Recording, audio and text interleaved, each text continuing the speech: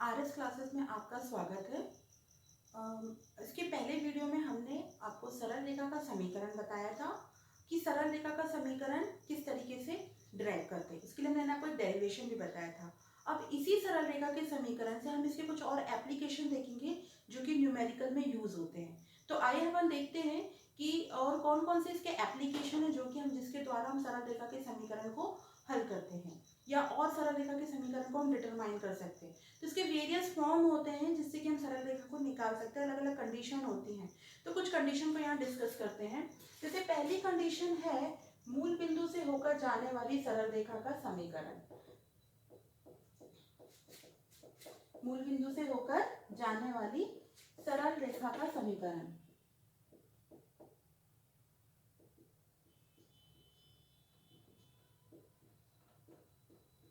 तो देखिए, सबसे पहले हम एक ड्रॉ करते हैं लाइन।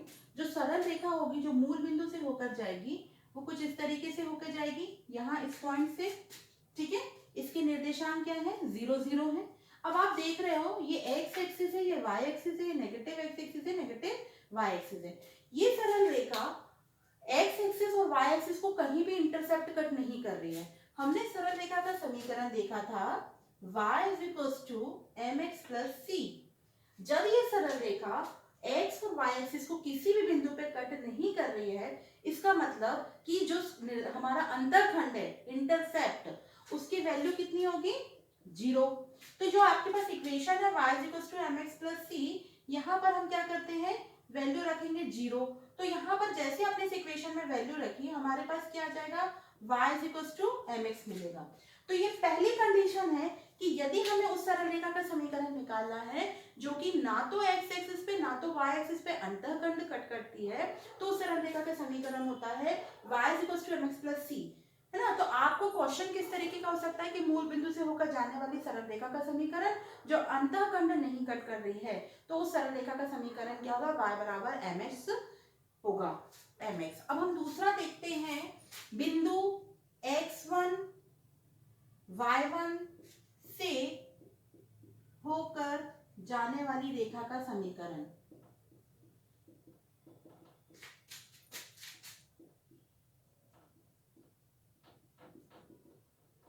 रेखा का समीकरण, उस सरल रेखा का समीकरण क्या होगा जो x1 y1 से होकर जाती है। अब हम उस सरल रेखा का समीकरण देखेंगे जो x1 y1 से होकर जा रही है। तो उस सरल रेखा के समीकरण को ज्ञात करने के लिए पहले हम एक डायग्राम बना लेते हैं, ये ओके।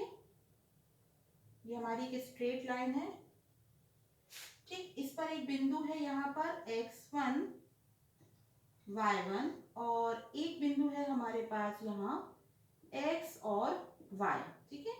अब हम क्या करते हैं, ये हमारा x एक्सिस है, ये हमारा y एक्सिस है। हम इन बिंदुओं से, इस बिंदु को नाम दे देते हैं, ये a है और ये b। b बिंदु से हमने एक परपेंडिकुलर डाला x एक्सिस पर a b d, और a से हमने अगेन x एक्सिस पर एक परपेंडिकुलर ड्रॉ किया है a e, ओके।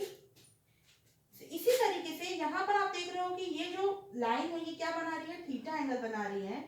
यहाँ से हम A पॉइंट से इस BD पर एक और परपेंडिकुलर डालते हैं BM, AM सॉरी, हाँ हमने क्या किया है, एक परपेंडिकुलर ड्रॉ किया है, AM is perpendicular on BM, okay. और हमने एक परपेंडिकुलर ड्रॉ किया था AE ऑन X एक्सिस, और एक और परपेंडिकुलर डाला था हमने BD on again x axis, on x axis, on x axis, ठीक है। ये आपको क्लियर हो गया। अब देखिए, इनके हम निर्देशांक निकालते हैं। ये आपका क्या है, मूल बिंदु है। यहां से यहां तक का जो डिस्टेंस होगा ये इस पॉइंट को निरूपित करेगा, क्योंकि से आपका जो ये पॉइंट है, आप जब ग्राफ में पॉइंट बनाते हो तो कैसे देखते हो, x एक्सिस और y एक्सिस को देखते हैं। इस लाइन को हम पीछे की तरफ ड्रॉ कर दें यदि, ये तो ये ऐसी इस तरीके से होगी, ठीक है। तो यहाँ पर ये निर्देशांक x1 y1 मिल रहे हैं। हम O से E तक की दूरी देखते हैं, O से E तक की दूरी x निर्देशांक को निरूपित करेगी, इसकी वैल्यू कितनी हो गई, x1, ठीक है। इसी तरीके से हम OD की वैल्यू निकाल रहे हैं। OD क्या होगा, इसके निर्देशांक क्या है, ये x और y है, तो O से लेके D तक जो दूरी है वो किस पर निर्देश करेगी, बिंदु के x निर्देशांक को। तो ये कितना हो गया, x हो गया। इसी तरीके से अब हम क्या देखते हैं, y को देखते हैं। तो AE हमारे पास कितना हो जाएगा, जो इस पॉइंट का y निर्देशांक है यानी y1 होगा, ठीक है, ये y1 हो जाएगा। और जो इसका y निर्देशांक है वो BD को दूरी को निरूपित करेगा, तो BD के हमारे पास निर्देशांक हो गया y। तो इस तरीके से हमने दोनों पॉइंटों को, जो x1 y1 और xy लिए हैं, उन दोनों पॉइंटों के डिस्टेंस को हमने इस ग्राफ की सहायता से निकाल लिया। अब आप देख रहे हो कि यहाँ पर हमारा क्या बन रहा है, एक आयत बन रहा है, ठीक है। तो ये जितना डिस्टेंस होगा उतना डिस्टेंस ये होगा, जितना डिस्टेंस ये होगा उतना डिस्टेंस ये होगा। अब हमको इन डिस्टेंस को फाइंड आउट करना है, हमें इक्वेशन निकालना है, तो हमें इन सारी वैल्यूज को पता होना चाहिए। अब आपको पता है कि जो x, ये जो स्ट्रेट लाइन है, ये क्या बना रही है, थीटा एंगल बना रही है। जब अगर आप इस लाइन को पीछे की तरह बनाते हो तो ये दो पैरेलल लाइन होती हैं, और जब दो पैरेलल लाइन पर ट्रांसवर्सल लाइन तिर्यक सीधी रेखा काटती है तो यहाँ पर संगत कोण बनते हैं, करस्पॉन्डिंग एंगल बनते हैं। यदि यहाँ पे थीटा कोण बन रहा है तो यहाँ भी क्या होगा, थीटा ही एंगल फॉर्म होगा, ठीक। अब अपन देखते हैं यहाँ पर इस वैल्यू को निकालने के लिए, क्योंकि से हमको इस ट्राइंगल की जरूरत पड़ेगी, हमको ट्राइंगल किसकी जरूरत पड़ेगी, AMB ट्राइंगल की जरूरत पड़ेगी। तो इस ABM ट्राइंगल में हमको AM की वैल्यू और BM की वैल्यू पता होनी चाहिए। अब इसको हम कैसे निकालेंगे, इसको हम निकालेंगे इन निर्देशांकों की सहायता से। देखिए अभी हमने देखा था, हमको निकालना है AE की, हमको जो वैल्यूज निकालनी है इसमें हम लिख लेते हैं, हमको वैल्यू निकालनी है AE की, आप देख रहे हो AE की वैल्यू निकालनी है। AE जो है वो MD के बराबर है, AE MD के बराबर है, और ED जो है, ED किसके इक्विवेलेंट है, AM के इक्विवेलेंट है, ठीक है। तो ये वैल्यूज को हमको निकालना है। तो सबसे पहले अपन निकाल लेते हैं वैल्यू, कौन सी, AM की वैल्यू निकाल लेते हैं, ठीक है। जैसे हमको इस ट्राइंगल में किस किस की वैल्यू लगेगी, AM की वैल्यू फाइंड आउट करनी लगेगी, और हमको BM चाहिए रहेगा। तो इन दो वैल्यू को निकाल लेते हैं, ठीक है। कैसे निकालेंगे आइए देखते हैं अपन। तो सबसे पहले जब आपको ED की वैल्यू निकालनी है, ED AM के बराबर, यदि आपने ED की वैल्यू निकाली तो आपको AM मिल जाएगा। ED की वैल्यू कैसे निकालेंगे, OD आपका यहाँ से यहाँ तक OD है, आपके पास OD की वैल्यू है। इस OD की वैल्यू में से यदि आपने OE को माइनस कर दिया, इस पूरे में से यदि आप इतना माइनस कर दोगे तो आपको ED की वैल्यू आ जाएगी, है ना। तो इसको हम यहाँ लिखते हैं O, देखिए OD माइनस OE, तो OD minus OE equals to हमको क्या मिलेगा, ED।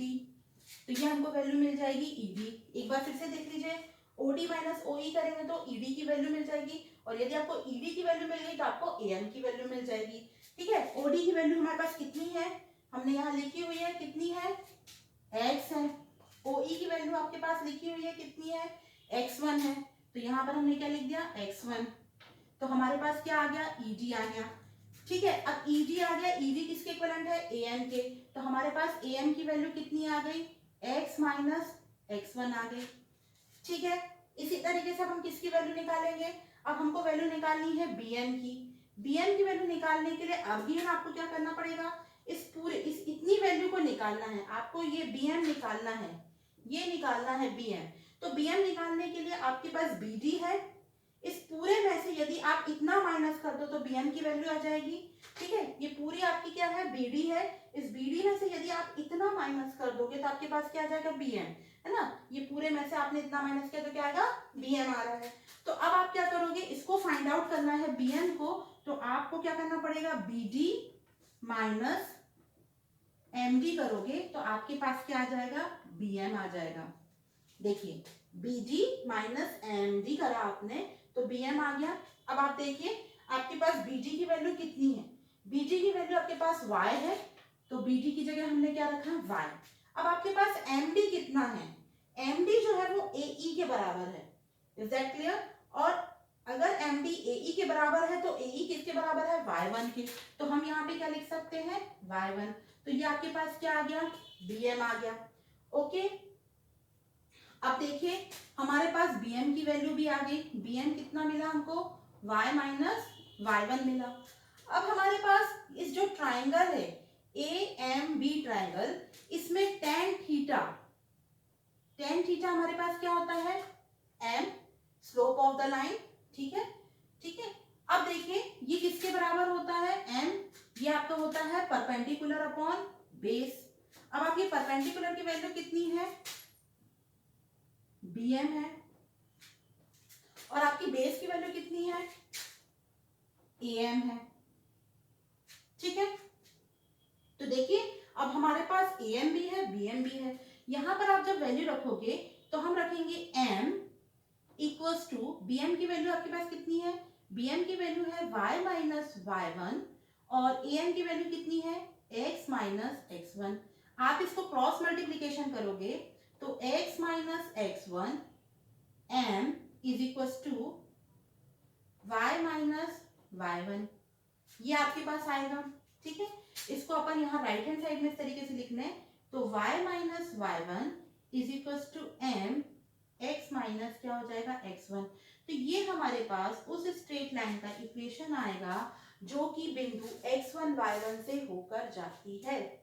आई होप कि आपको ये समझ में आया होगा कि हम कैसे इस इक्वेशन को डिराइव करते हैं। हालांकि आपको ये डेरिवेशन नहीं आता है लेकिन एग्जाम में, लेकिन आपको ये पता होना चाहिए कि इक्वेशन आया कैसे है, ठीक है। हमारे लिए इंपॉर्टेंट ये इक्वेशन है y minus y one is equal to M x minus x1 y1 बिंदु से होकर जाने वाली सरल रेखा का समीकरण क्या होगा।